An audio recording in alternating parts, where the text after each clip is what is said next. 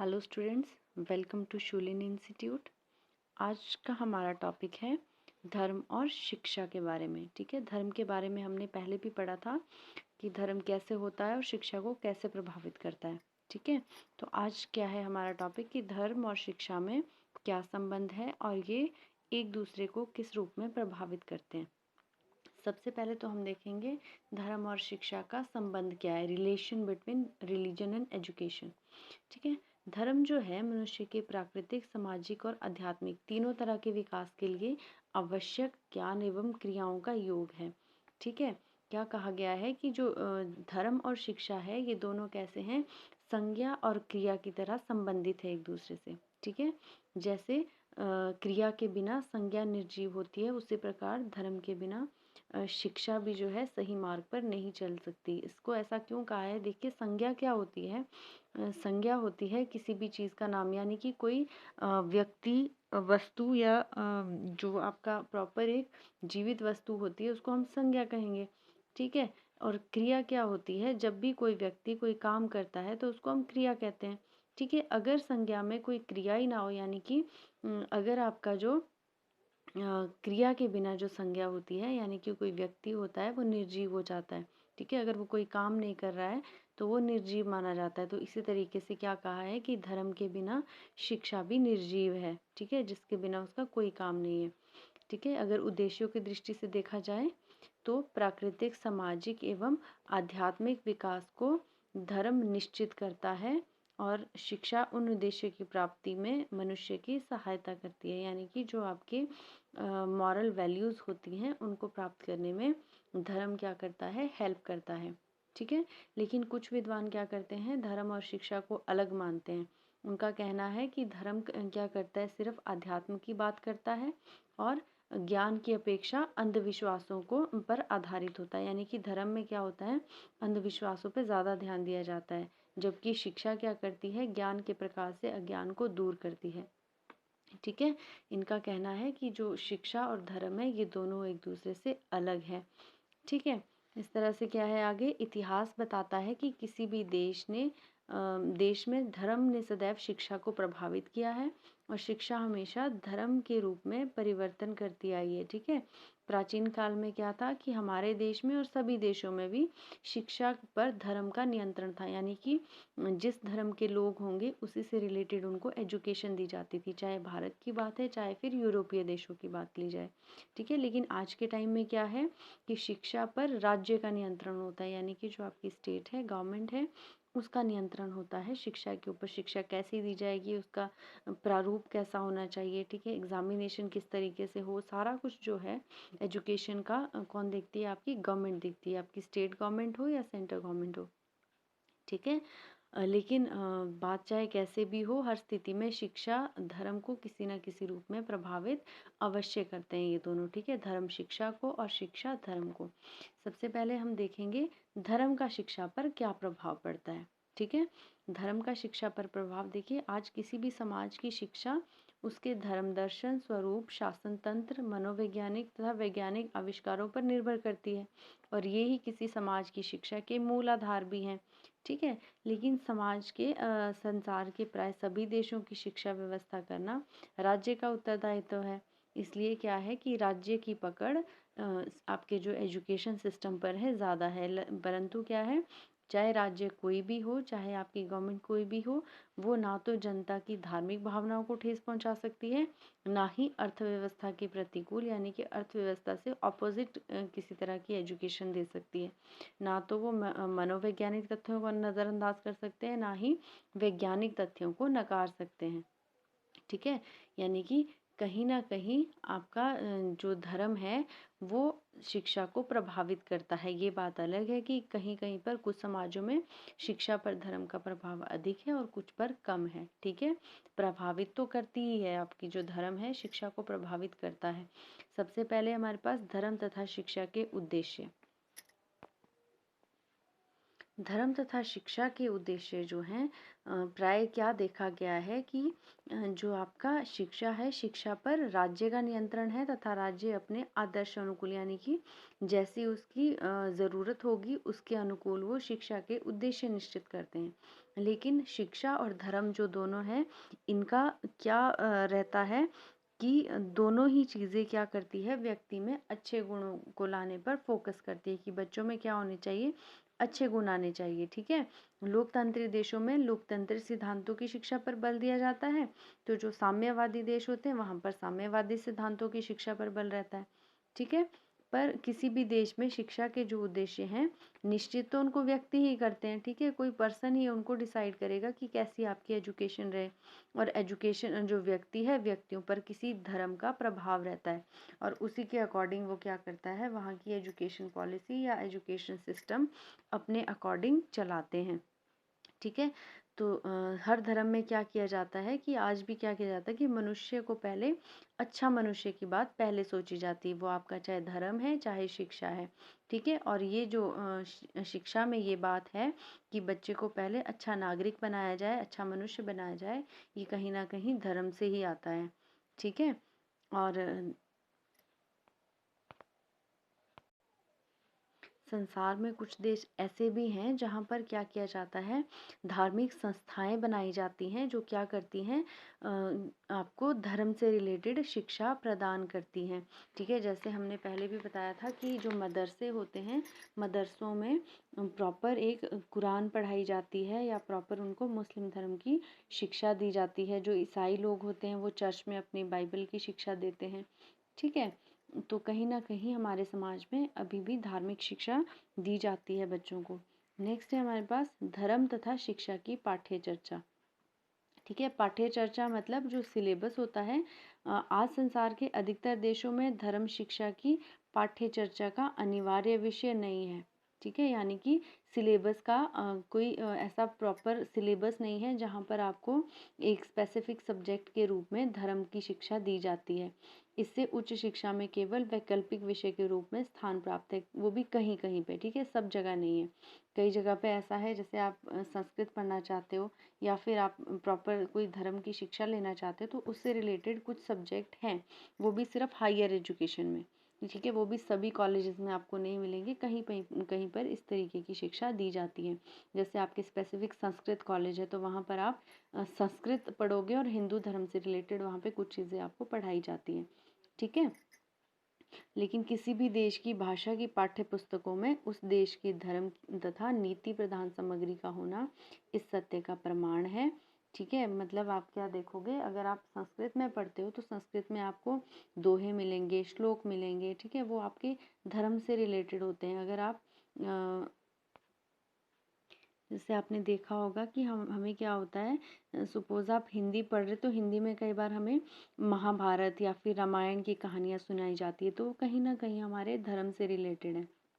ठीक है, इस तरह से मतलब ऐसा नहीं है कि स्पेसिफिक किसी सब्जेक्ट के रूप में हमारे को धर्म की शिक्षा दी जा रही है, लेकिन कहीं ना कहीं धर्म दर्शन की कहानियाँ हमको मिल जाती हैं उसमें। ठीक है, जो मैंने आपको बताया कि रामायण महाभारत या इसी तरीके की। तो जाने अनजाने में क्या है, धर्म तथा दर्शन शिक्षा की पाठ्य चर्चा में अपना आसन आज भी बनाए हुए है धर्म। ठीक है, तो फिर देश विशेष की शिक्षा की पाठ्य चर्चा का निर्माण व्यक्ति ही तो करते हैं, और इन व्यक्तियों पर किसी धर्म का प्रभाव होता है, और उसी से क्या होता है कि आपका जो पाठ्यक्रम है या फिर आपका जो सिलेबस है वो तैयार किया जाता है। ठीक है, तो उसमें कहीं ना कहीं अगर स्पेसिफिक सब्जेक्ट के रूप में नहीं है तो कहीं ना कहीं कुछ चैप्टर्स या कुछ टॉपिक्स आपको ऐसे मिल जाते हैं जो आपको धर्म की शिक्षा देते हैं। ठीक है, उसके बाद आते हैं धर्म और शिक्षण विधियाँ। आज शिक्षण विधियों पर सर्वाधिक प्रभाव मनोविज्ञान का है।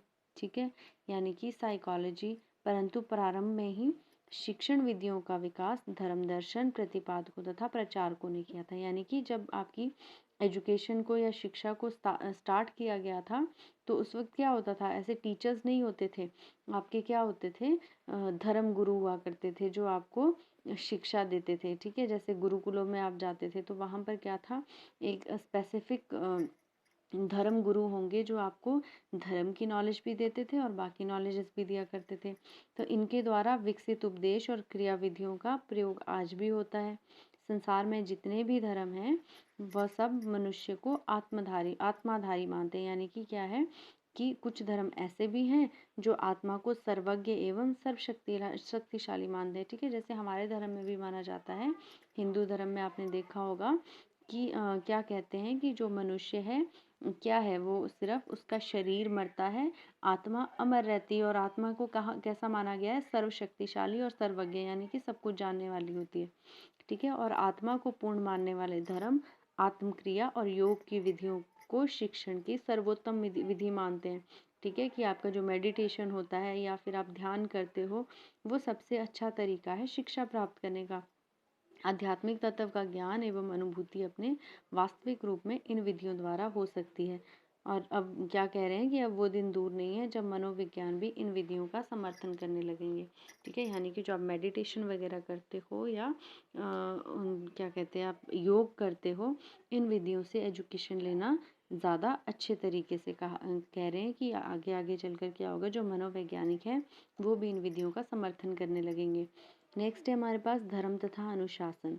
धर्म और अनुशासन जो है एक दूसरे से कैसे होते हैं, जुड़े हुए होते हैं। जुड़े हुए कैसे हैं कि शिक्षा के क्षेत्र में अनुशासन से तात्पर्य है अंदर से नियंत्रित सदाचार से लिया जाता है। ऐसा नहीं है कि आपको सिर्फ डरा के अनुशासित किया जाए। ठीक है, अनुशासन का मतलब होता है अगर आपके अंदर खुद से अनुशासन आता है। और जो अनुशासन संबंधी ये विचार कैसा है, धर्म की देन है। ठीक है, और अनुशासन कैसे प्राप्त किया जाता है, इस विषय में क्या कहते हैं, जो मनोवैज्ञानिक हैं वो धर्म को ही मानते हैं। ठीक है, कि आपका अगर जो धर्म है ये अंदर से अनुशासित करने का क्या मतलब है, इसमें भी कुछ वैज्ञानिकों में अलग अलग मत हैं। ठीक है, जो आपके पाश्चात्य मनोवैज्ञानिक यानी कि जो आपके विदेशी मनोवैज्ञानिक है वो क्या कहते हैं कि वो मन और आत्मा की बातें तो नहीं समझते थे। कि हमारे यहाँ पे क्या माना जाता है, अंदर से अनुशासित होना मतलब आत्मा से अनुशासित होना। ठीक है, कि हमारी अगर आत्मा अनुशासित होगी तो शरीर हमारा ऑटोमेटिकली अनुशासन में आ जाएगा। तो लेकिन जो मनोवैज्ञानिक है जो साइंस पे ज़्यादा बल देते हैं, उनके लिए आत्मा को वो नहीं मानते थे। उनके लिए अंदर से का मतलब है कि बुद्धि से, यानी कि अपने माइंड से, अंदर से आपको अनुशासित होना चाहिए। परंतु भारतीय धर्म दर्शन और मनोविज्ञान के ज्ञाता मन और आत्मा से परिचित है, इसलिए वो क्या कहते हैं कि मनुष्य के आचार विचार और बुद्धि तथा विवेक के साथ साथ मन और आत्मा को नियंत्रित करने पर बल देते हैं। और इसी को वो क्या कहते हैं, सच्चा अनुशासन भी कहते हैं। ठीक है, फिर आता है हमारे पास धर्म तथा शिक्षार्थी। संसार के सभी धर्मों में शिक्षार्थियों को संयमित जीवन जीने और शिक्षकों का सम्मान करने का उपदेश है। ठीक है, किसी भी समाज में क्या होता है कि जो आपके स्टूडेंट्स हैं उनको क्या कहा गया है कि आपको एक तो अनुशासित रहना चाहिए और संयमित जीवन, यानी कि आपको संयम के साथ जीवन व्यतीत करना चाहिए और अपने शिक्षकों का सम्मान करना चाहिए। और किसी भी समाज की शिक्षा में आज भी शिक्षार्थियों को यही आशा की जाती है। ठीक है, कि वो अपने टीचर की रिस्पेक्ट करे और क्या करे, एक संयमित जीवन यानी कि संयम से जीवन व्यतीत करे। ठीक है, और इस तरह की जो लैंग्वेज है या इस तरह का जो विचार है वो कहाँ से आता है, वो हमारे धर्म से आता है। ठीक है, धर्म में ही हमें इस तरीके की शिक्षा दी जाती है। ठीक है, फिर नेक्स्ट आता है हमारे पास धर्म तथा विद्यालय। विद्यालय तो समाज के आदर्श प्रतिनिधि होते हैं। जिस समाज में जिस धर्म को माना जाता है उसका प्रभाव उसके विद्यालयों में साफ दिखाई देना चाहिए, और ऐसा ही होता भी है।